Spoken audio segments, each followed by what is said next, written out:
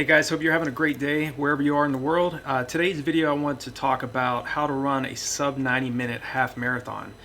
If you're brand new to the channel, my name is Nate Pennington. I'm the founder of RunDreamAchieve.com. I've been running for 28 years and definitely have a lot of interest in helping athletes around the world get faster by working smarter rather than having to continue to work harder and not get the results that they're looking for. I think really when you start training smart, you start studying what the best runners are doing, then you can start really using leverage and start getting a higher return on your investment with all your hard work.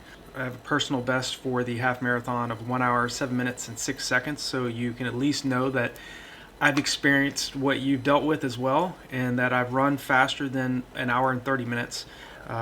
So I really want to share with you some tips on how you can get to the finish, to the start line in phenomenal shape and have a higher percentage of success in breaking that hour and 30 minute barrier.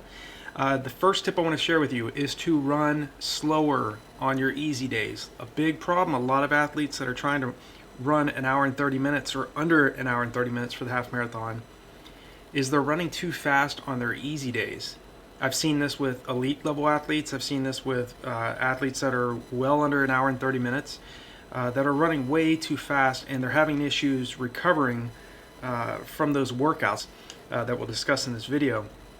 And I really think it's very critical if you want success in the half marathon and to be able to break an hour and 30 minutes, which comes out to 6 minutes and 52 seconds per mile for 13.1 miles. You have to really focus in on your recovery, because the benefits of all your hard work, what you're doing in training, are going to come from that rest. And the problem is far too many athletes are running too fast on their easy days and too slow on their hard days. And those are little things that you can correct. You can make, you can factor into your training so you can get better results by just slowing down and taking it easy on those recovery days. Number 2 tip, run longer. Okay, a lot of problems that athletes have is they haven't built up enough endurance for trying to run a half marathon this fast. Really, for me, I see anything under an hour and 30 minutes for the half marathon as highly competitive. If you're near this barrier, you're near this time, I commend you, because you really have to be very fit to be able to break a 90-minute half marathon.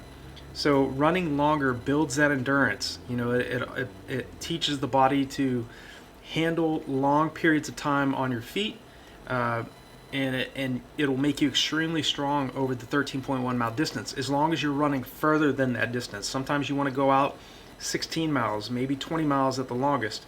If you feel like you can go a little bit further, fantastic, as long as you're paying attention to the recovery phase of your training.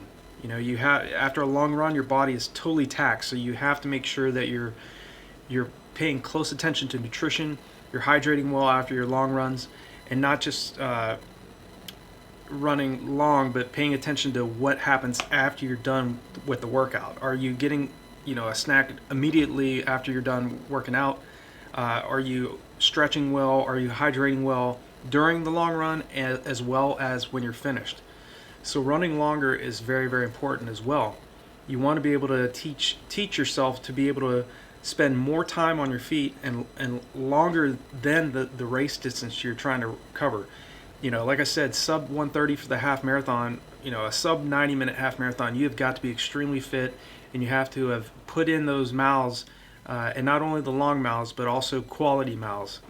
Definitely pay attention to that. If you have never been to RunDreamAchieve.com, I welcome you to go there. I encourage you to go there.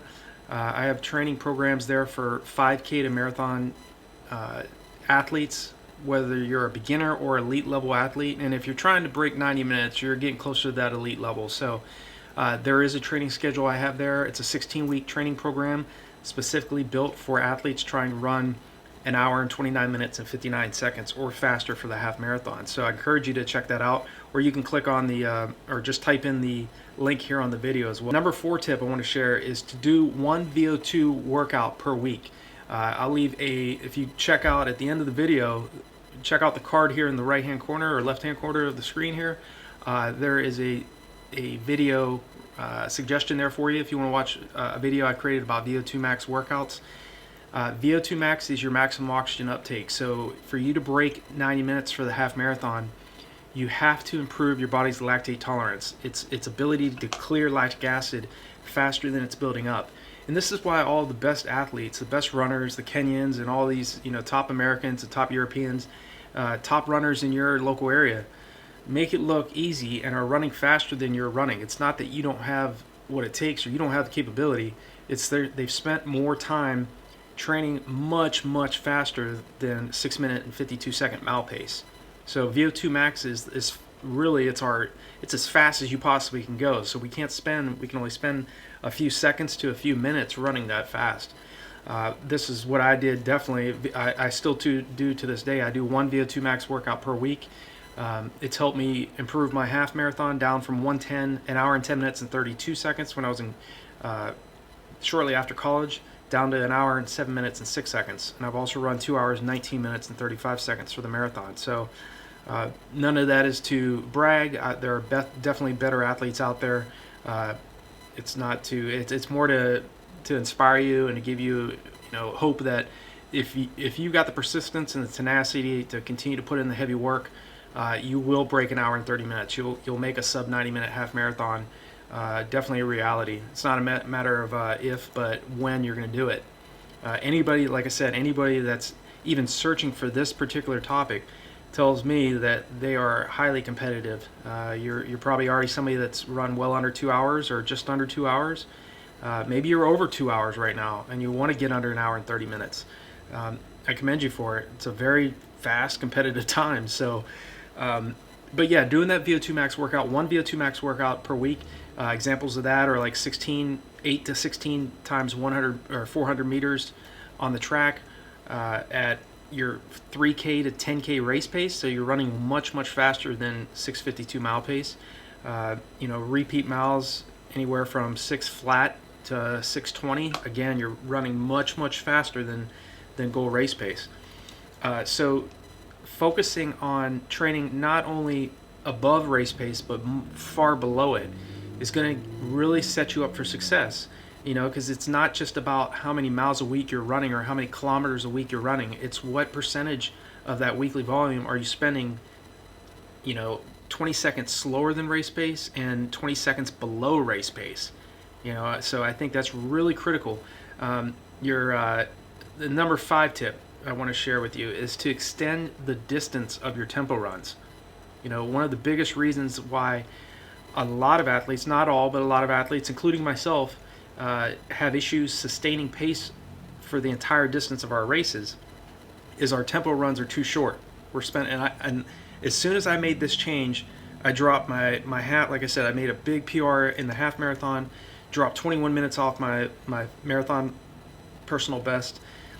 I instead of doing tempo runs between 5 and 8 miles in length, I started doing them between like 8 miles or between like 9 miles up to about 14 miles in length.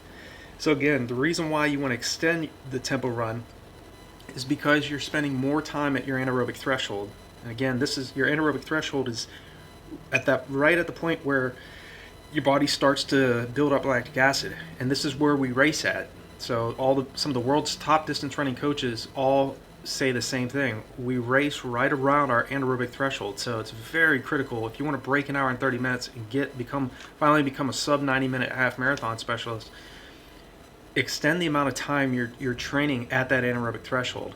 And it's very critical that you really stay focused, because early on it's going to be very difficult even to do a few miles at your anaerobic threshold.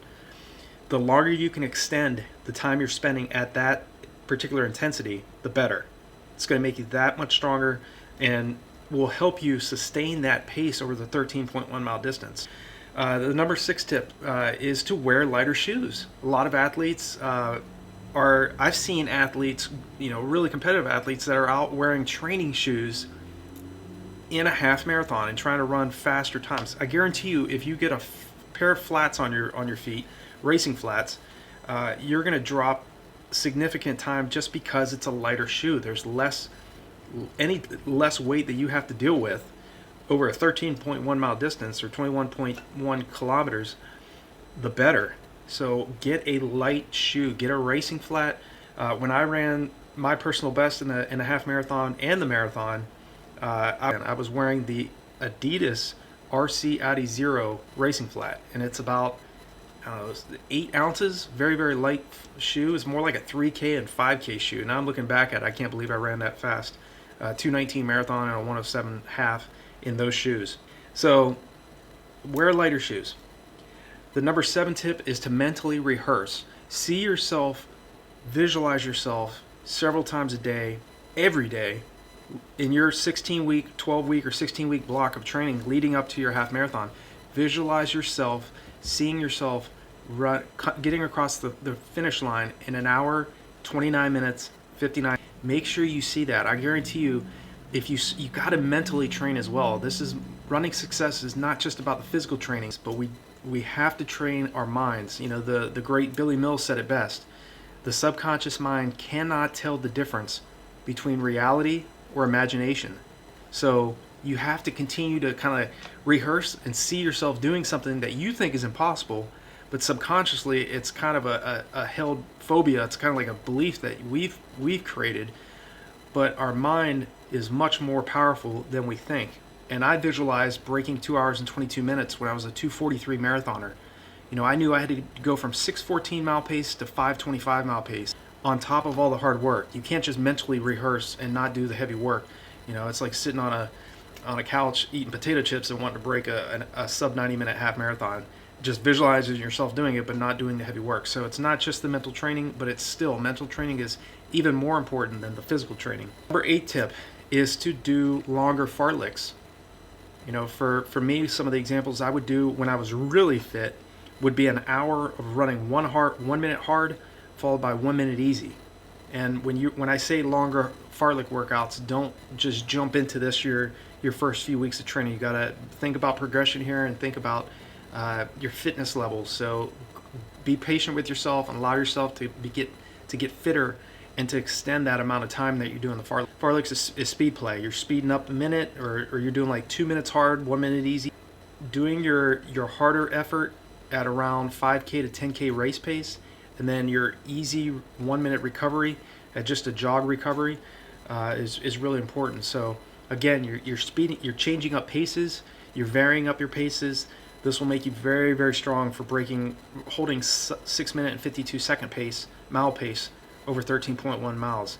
You really want to get comfortable, get used to running, you know, spend some time down below 6 minute mile pace, or in the low 6. The tip number 9, focus on your speed. If you don't have a lot of leg speed, you can continue to work on that piece. You know, I had 53/4 leg speed when I was in high school, never ran in college, but I always had like a limited amount of overall leg speed. But I was always focusing on, especially for the half marathon distance up to the marathon, I was always working on speed. But you have to develop that speed, work on your speed via those VO2 max workouts we're talking about, like, you know, getting out on the track and doing, you know, 10 times 200 meter repetitions at around 5:45 mile pace. You know, and as you get fitter, extending the amount of repetitions you're doing and lessening the rest, you will be very, very strong to break a sub 1 hour and 30 minute half marathon. Again, you want to spend time training way faster than goal race pace. You want to also pay attention to recovery, and you also want to spend some time above race pace where you're running at your anaerobic threshold, which isn't quite race pace, but it's close to it. It's probably around 15 seconds slower than race pace, give or take. So focusing on your speed, always working on that piece, because at the end of the day, you need stamina in the half marathon. Yes, you need endurance, but you need that strength and stamina to get to the finish line in an hour and 29 minutes and 59 seconds or faster. So pay attention to your speed. Don't neglect it. Like I said, if you're doing a VO2 max, you're doing one real hard anaerobic workout per week, and factoring in your recovery, factoring in your nutrition and your hydration practices, is going to set you up for success when it comes to the half marathon distance. Number 10 is to use a heart rate monitor. Okay, if you have never used a heart rate monitor, I highly recommend it. I will leave a few links below on some of the heart rate monitors that I recommend and that I use personally. I never used heart rate monitor training until I got to Malone University in 1995, a few years ago. And Jack Hazen, who is still there, he's been there for 52 years. He's one of the world's best long distance running coaches. Talked me into using a heart rate monitor, and the reason why is when you're doing those tempo runs, you want to focus in on the heart rate rather than worrying about splits. You know, the splits are going to come as you get fitter. The mile splits and the kilometer splits are going to, believe me, they will come. But what you want to focus in is on training to stay in your heart zone for those tempo runs. So when I was at Malone University, Jack would have us run for easy efforts. Using our heart rate monitor would be 130 to 150 beats per minute. Anaerobic threshold was between 164 and 174 beats a minute. Anything above 174 is you're training more at your VO2 max. So when you're out on the roads, if you're wearing a heart rate monitor on the roads, maybe doing like repeat 800s, repeat Ks, repeat miles, repeat 2 miles on the roads, you're going to be pushing above 175 beats a minute. You're getting closer to your maximum heart rate, which depending on your age may be as high as 200 beats a minute or higher. So use a heart rate monitor because it will keep you from running too fast on your easy days, and it will make sure that you're running fast enough on your hard days. And this is learned. Pace is sometimes you got to go off a feel, and you don't want to rely so much on heart rate monitors all the time. But over time, you'll learn that you don't necessarily, and you definitely don't need to wear a heart rate monitor necessarily on an easy day. As long as you're relaxed and you're running slow, jogging on your recovery days, you'll be fine. But when it comes to like tempo runs, harder tempo runs, or harder long runs, wearing a heart rate monitor is very, very helpful. The tip number 11 is to read up on glutathione. I know many athletes, this is probably new to a lot of people that are watching this video.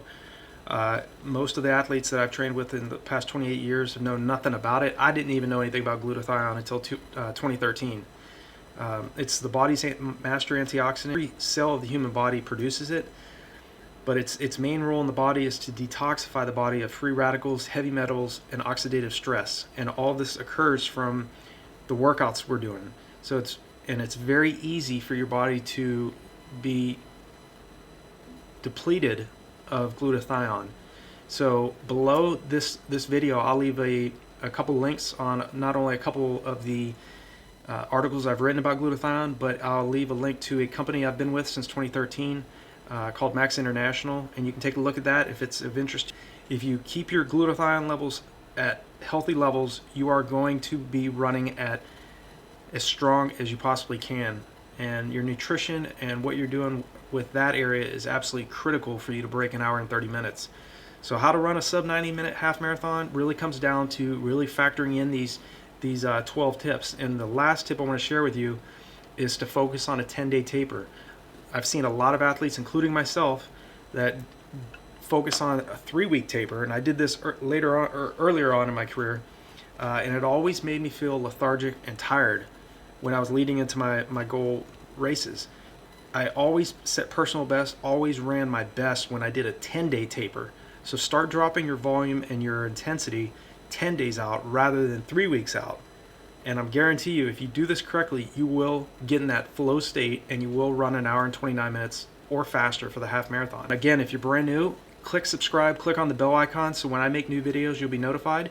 And leave me a comment below, give me a thumbs up. I really appreciate everybody that comes here and leaves a comment.